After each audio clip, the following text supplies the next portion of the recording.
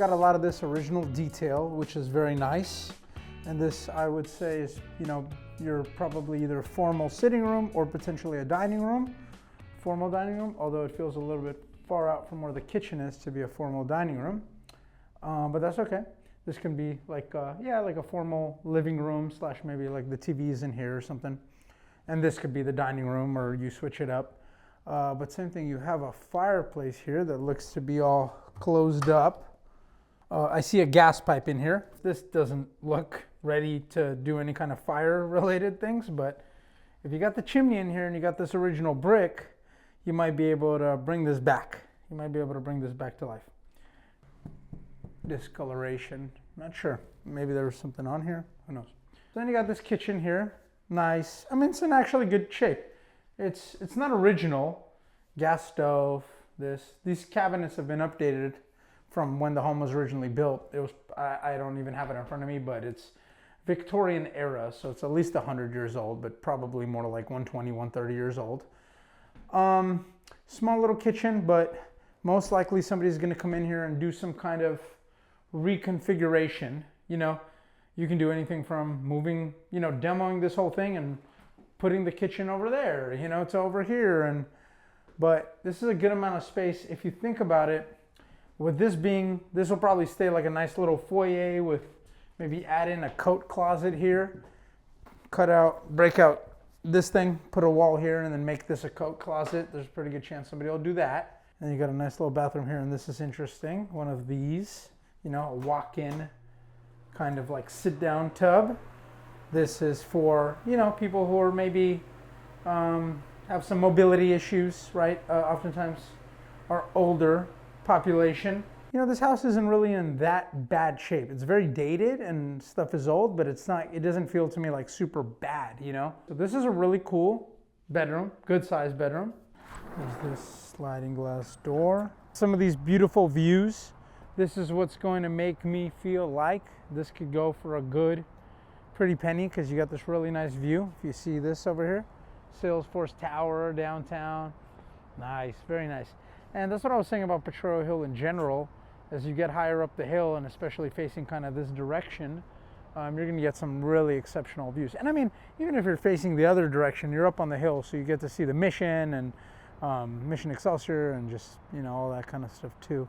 So the yard is a good size. You could, in theory, build something. You could do a sauna situation, you could do a storage, but realistically just grass and some, you know, gardening and some fruit trees and, you know, some pavers and a little barbecue pit or barbecue area, a little fire pit, hangout area. Sky's the limit. And if it were me, I would probably redo this whole deck situation. Have you ever worked with someone who's built a tree house? Pros and cons of that? You know, I've seen it a couple of times in a home, a tree house, and it's pretty cool. You know, if you have a tree solid enough, big enough, I don't think it really like adds much value to the house, but it's a cool, cute little touch, you know, especially if you have little kids and stuff like that. You know, I think that whoever buys this home, they're probably gonna reimagine this whole deck, like, you know, remove this tile material and redo this, and maybe potentially, you know, redo the staircase somehow going down that way. So I think this will be part of a much bigger, broader project. I think probably whoever buys this home is probably going to reimagine that whole area, like make it, maybe move the kitchen around, maybe do this here, maybe do that there, and rework that floor plan. But I think this kind of foyer area, other than changing out the floors, a lot of people are just going to keep this basically a good space as is, because you have a lot of, you know, you have room for a coat closet, you have this little foyer, it's really nice, it has that kind of historic San Francisco charm. And yeah, a little bit of shelving here, maybe you bust that out a little bit further so that could be shoes. See, this is the original plaster, so plaster tends to crack, not in the same way that sheetrock nowadays cracks. It's not as bad, but all this cracking, and some of this could be just peeling paint, some of it could be shifting and settlement, some of it could be water damage, you know. This is a mix of all these things, and primarily it's just, you know, deferred maintenance and years of kind of, you know, not being able to take care of this area or something like that. If you look over here, I see signs of that there was some kind of door or something here. And I think for the space, most likely there's like a little closet attic thing over here, like a little partial attic space that they just closed off. And so this is actually a good size room. It doesn't feel so big when it's empty like this, but it's probably good size. Here we have a little closet, okay. And then here's a little bedroom, another deck right over here. Oh, this is beautiful, great, another great view off your bedroom right here. You might try to expand the house and make this room and the space bigger. Maybe you could even add a bedroom, make this a bedroom instead, you know? Just add another room, because this would be a good sized bedroom if you look at this size. And I think that's definitely possible because this is just on top of the house. But you know, when you're extending and you're adding space like that, that starts adding up in price. So probably that would be the best thing, is to add a room, like a full room up here, and then make a, you know, add another bathroom and a walk-in closet up here. So I think you have a lot of, yeah, I think you have a lot of space to do something here like that. And so you do have actually a full bathroom over here. So yeah, that would be kind of cool. You could then make this into a big primary suite with a bathroom and a walk-in closet and a big bedroom. Lots of options for you here. Go check out that garage.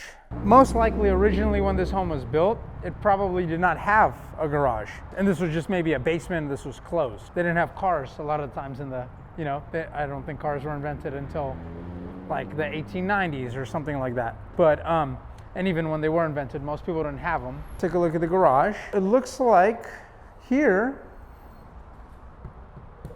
this is wood right here, so a little bit of framing and situation, and then here's concrete perimeter. But if you take a look here, we still have the original brick foundation.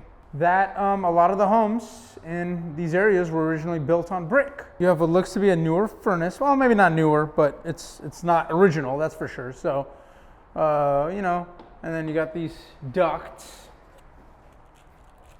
Okay, now we're going this way. Oh, this is great. You got a lot of space here. You got this exterior washer dryer. I mean, I think there's a really good chance that here you turn this into living space, right? Down here, all the way up, and make this all living space so that, you know, you have 3 full levels of house. And yeah, I mean, look, this is not a huge yard by America standards, right? Or world standards, but for the city of San Francisco, Potrero Hill, it's more than enough for most people for the neighborhood.